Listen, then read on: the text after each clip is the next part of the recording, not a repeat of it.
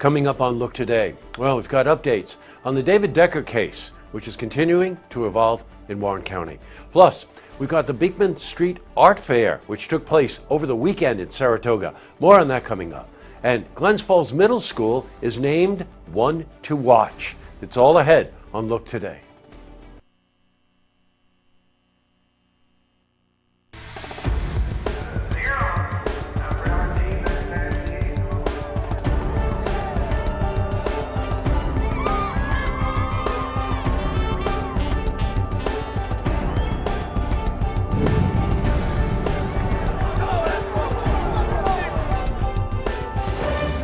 Welcome, everyone. I'm Jay Hood Jackson, and this is Look Today. Well, tonight's program, I sit down with Katie Wilson. Now, she's candidate for House of Representatives, New York's 21st Congressional District. And she's here to talk about her platform and reasons for running. I also sit down with James Griffith. Now, he's a new general manager for Aviation Mall in Queensbury. And he's here to talk with us about the shifting trend in the way consumers shop. Plus, we've got your weather for the Tri-North counties, but first, these headline stories. Well, in our lead story, we've got an update on the David Decker case, which, as you know, is continuing to evolve in Warren County. Just last week, we told you about his arraignment, now in which his bail was actually raised due to the severity of recent additional charges. Currently, 22 criminal charges. Now, they're claiming a theft of over $500,000 from the Lake George Watershed Coalition. And we caught up to Mark Westcott, who's a former Queensbury supervisor at large, about the next steps in this process. The next step is for it to go to a pre-trial briefing. The defense needs to file that. In the meantime, Thomas DiNapoli, the comptroller of the state of New York, released a press release stating that Mr. Decker's brazen scheme cost taxpayers more than $500,000 that was meant to go to environmental projects on Lake George.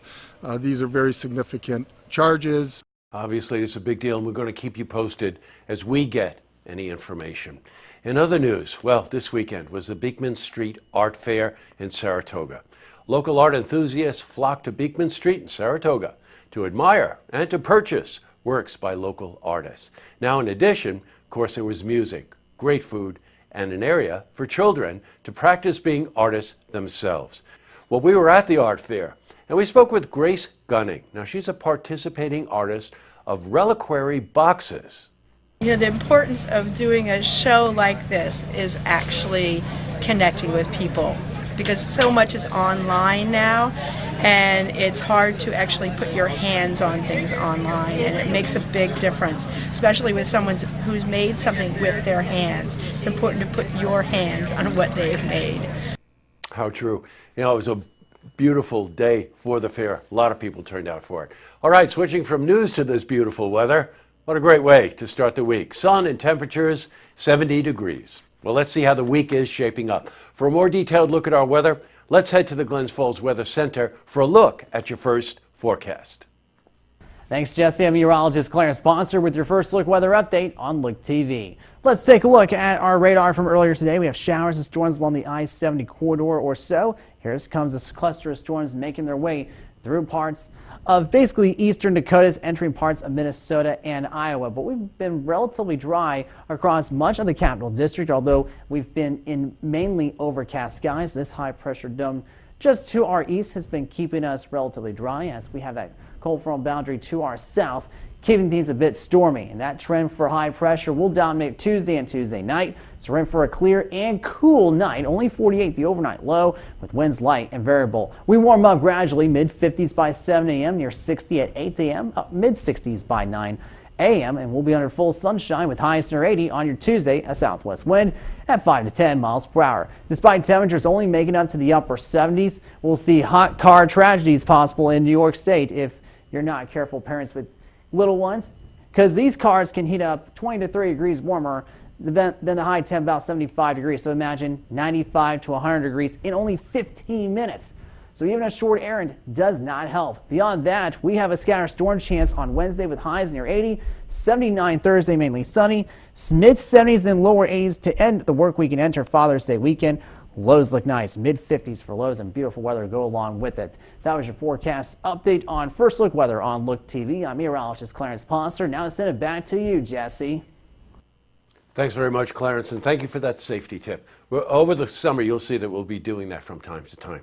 All right, back to the news. Here's a good one. We love telling these kinds of stories. Glens Falls Middle School has been named one to watch by the New York State Education Office. Now, the school was one of only 33 schools in the state that was named as Essential Element Schools to Watch in New York. Now, the award is a 3-year-long recognition for achieving excellence in academics as well as other categories. And congratulations to everyone at the Glens Falls Middle School for earning this kind of honor. Up next, I sit down with Katie Wilson. Now, she's a candidate for the House of Representatives, New York's 21st Congressional District. And she's here to talk about her platform and reasons for running. I also sit down with James Griffith. Now, he's the new general manager of Aviation Mall in Queensbury. And he's here to talk with us about the shifting trend in the way consumers shop and what they're doing at the center. But first, if you see news happening, you want to share a story idea. How about join us for an interview? Then give us a call on the hotline. The number is 798-8000. Well, that's all the time we have for this edition of Look Today. It's Monday, so we like to look ahead. Boy, things are heating up, literally and figuratively, in the Tri-North counties. This week, people at Firecracker 4, that wonderful race, they're coming in for an interview. Prosperity Partnership, Economic Development Group, has another panel this week, which we will also be covering.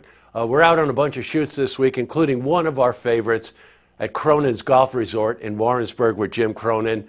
We start smiling a week before we go up to see Jim, and a week after when we finish shooting with him.